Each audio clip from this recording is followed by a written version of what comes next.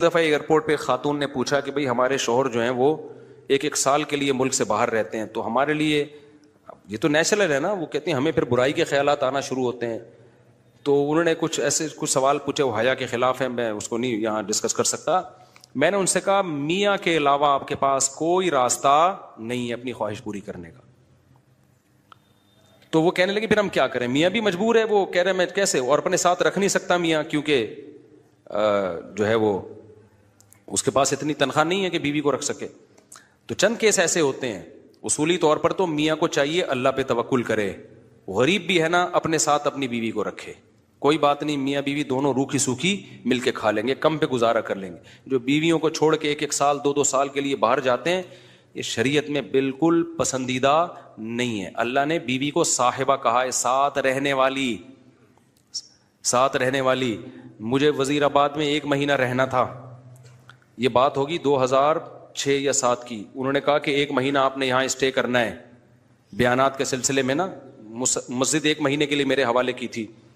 تو میں نے کہا بھائی میں تو بیگم کے بغیر 1 مہینہ نہیں رہ سکتا، بچے بھی تھے میرے.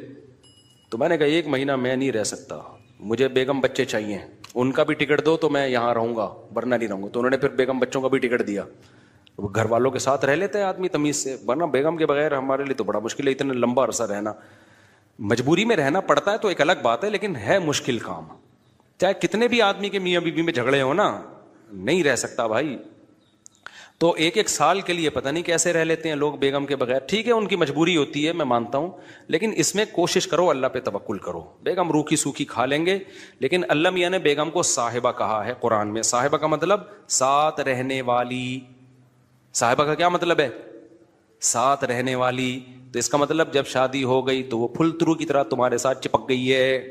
پھل ترو کی طرح اس لیے کہہ رہا ہوں کہ لوگ پسند نہیں کرتے، لیکن اللہ نے اس کو آپ کے ساتھ کیا کر دیا ہے، چپک. اب جہاں جاؤ گے بیگم صاحبہ ساتھ ہوں گی. آپ شارٹ ٹائم کے لیے جانا ایک الگ بات ہے، لانگ ٹائم کے لیے جانا ہے تو بیگم آپ کے ساتھ اللہ نے بولو چپکا دیے. وہ خود بھی گناہ سے بچے گی، تم بھی گناہ سے بچو گے.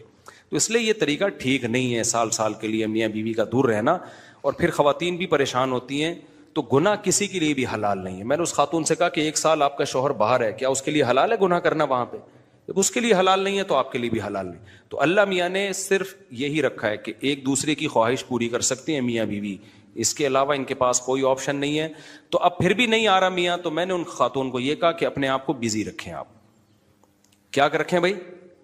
کوئی پازیٹیو ایکٹیویٹیز میں اپنے آپ کو کھپا دیں. ایسی موویز تو ویسے بھی ٹھیک نہیں ہے دیکھنا، خاص طور پہ فحش موویز دیکھنا، اور ٹک ٹاک پہ صبح و شام بے حیائی.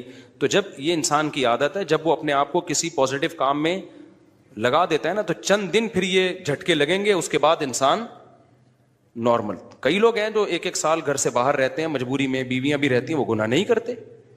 وجہ کیا ہے کہ وہ سوچتے ہی نہیں نا اس بارے میں، وہ اپنے آپ کو بزی رکھتے ہیں، مصروف رکھتے ہیں. تبلیغی جماعت میں سال کے لیے لوگ جاتے ہیں. میں تو اس کو صحیح نہیں سمجھتا، بیگم کو، جوان بیوی کو چھوڑ کر جاؤ آپ.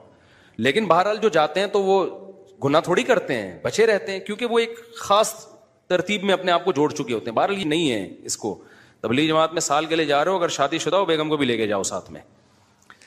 ہم تو یہی کہتے ہیں تبلیغ والوں سے بھی، بھائی اگر سال کے لیے جا رہے ہو نا، تو یہ زمانہ بہت خطرناک زمانہ ہے. حضرت عمر نے جہاد میں نہیں چھوڑا تھا، تو یا اس کے لیے جو ہے وہ ایجڈ ہو گئی ہے، بوڑھی ہو گئی ہے، ایک الگ بات ہے. لیکن آج کل بہت مسائل کھڑے ہونے کا خطرہ ہوتا ہے. لوگ کہتے ہیں نہیں فلاں سال کے لیے گیا کوئی مسئلہ نہیں ہوا. بھائی مسئلہ ہونے پر حکم کا مدار نہیں ہے، فتنے پر حکم کا مدار ہے، خوف پر. بے پردگی جب ہوتی ہے تو لازمی زنا نہیں ہوتا، لیکن زنا کا خطرہ ہوتا ہے. تو خطرے کی بیس پہ شریعت نے عورت کو پردے کا حکم دیا ہے. سمجھ رہے ہو؟ تو آپ اپنی بیگم کو 1 سال کے لیے، جوان بیوی ہے، اس کو چھوڑ کے چلے گئے تو ضروری نہیں کہ وہ برائی میں لگے، لیکن برائی کا خطرہ ہے نا. تو خطروں کی بیس پہ حکام دیے ہیں شریعت نے. برائی کا یقین ہو پھر تو بالکل ہی حرام ہے. تو خطرے کی بیس ہے، خطرہ اس بات کا. اس لیے اتنا لمبا بیگم کو چھوڑ کے جانا ٹھیک. اور میں آپ سے بتاتا ہوں، دیکھو جس کو بیوی کے حقوق دینے ہو نا، اپنی بیٹی کو سامنے رکھ کے سوچ لے. آپ یہ چاہتے ہو کہ آپ کی بچی کی شادی ہو اور داماد اس کو 1 سال کے لیے چھوڑ کے چلا جائے، تو آپ اپنی بیٹی کے لیے پسند کرو گے اس بات کو؟ تو جو اپنے کے لیے پسند نہیں کر رہے، دوسروں کی بیٹیوں کے لیے کیوں پسند کر رہے ہو اس بات کو؟ بھائی یہ تو غلط ہے نا. تو اس لیے یہ اچھے لوگوں کی علامت نہیں ہے. ہاں تبلیغ میں اللہ کے لیے قربانی دے رہے ہوتے ہیں، لیکن بیگم کو بھی لے جاؤ یار. سمجھتے ہو کہ نہیں سمجھتے؟ یا پھر شادی کے بغیر پہلے سال لگا لو، شادی کی ہے تو پھر بیگم کو ساتھ لے کے جاؤ.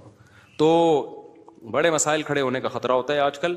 تو اس لیے اس میں جب، اور اگر نہیں ہے کوئی صورت نہیں بن رہی ہے تو پھر اپنے آپ کو مثبت ایکٹیویٹیز میں اتنا کھپا دو.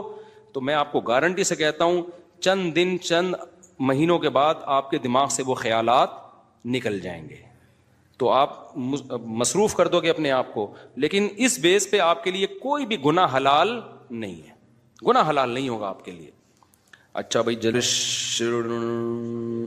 طاہر شمیر رحیم یار خان انٹرچینج سے جب بھی گزر ہو میرے پاس کھانا کھا کے جائیں. ٹھیک ہے انشاءاللہ، صلو علی الحبیب. چلیں کبھی گزریں گے تو. لیکن وہی ہے، کسی سے ملاقات نہیں کروانی، سیدھا کھانا رکھ دینا ہے، اصرار نہیں کرنا. ہماری مرضی، کھانا کھائیں نہیں کھائیں، نکل لیے پھر ٹھیک ہے. ایسی دعوت ہمیں بہت اچھی لگتی ہے. دیکھو مجھے وہ مہمان اچھا لگتا ہے جو بے تکلف ہو. آپ سمجھتے ہو نا میری اس پوری تقریر سے کہ میں لوگوں سے ملنا نہیں چاہتا، ایسا نہیں ہے. بے تکلف آدمی مجھے پسند ہے. میرے پاس 3 دن بھی لوگ ٹھہر کے جاتے ہیں جو میرے رشتے دار نہیں ہیں، لیکن یہ وہ لوگ ہیں. کیسے لوگ ہیں؟ ابھی پشاور سے میرے پرانے دوست آئے ملنے کے لیے.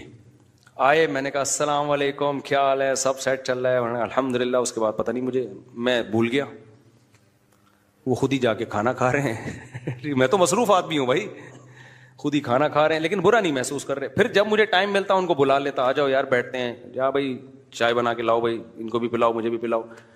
پھر کھانے کے ٹائم پہ مجھے یاد آیا ارے وہ آئے ہوئے ہیں. میں نے کہا آپ بھی آ جاؤ کھانا کھا لو. انہوں نے کھانا کھا لیا، صحیح ہے نا. پھر بھول گیا میں کہاں گئے، پتہ نہیں کہاں گئے. پھر اگلے دن مجھے یاد آیا اڑے بندہ آیا ہوا ہے بھائی، لیکن وہ ناراض نہیں ہو رہا. پھر میں آیا، جب میں فارغ ہوا میں نے کہا آ جاؤ یار، میں نے فلاں جگہ جانا ہے بیان کے لیے، آپ بھی میرے ساتھ ہی گاڑی میں آ جاؤ. اپنے ساتھ گاڑی میں بٹھایا، لے گئے ان کو، بیان کیا، گھمائے، پھر آیا اپنے ساتھ ہی واپس لے. پھر بھول گیا میں، پتہ نہیں بندہ گیا کہاں پہ. تو وہ ناراض نہیں ہوئے. 3 دن اسی طرح ہم نے ہنسی خوشی گزارے. اس کے بعد وہ نکل لیے. انہوں نے کہا میں پشاور پہنچ چکا ہوں. میں نے کہا یار کوئی میری طرف سے کوتاہی ہو گئی، معاف کر دینا. کہہ رہے کہنا تو یہ چاہیے تھا، بدتمیزی کی انتہا کر دیا آپ نے. لیکن وہ خوش تھا. تو ایسے بندے 100 دفعہ ہیں.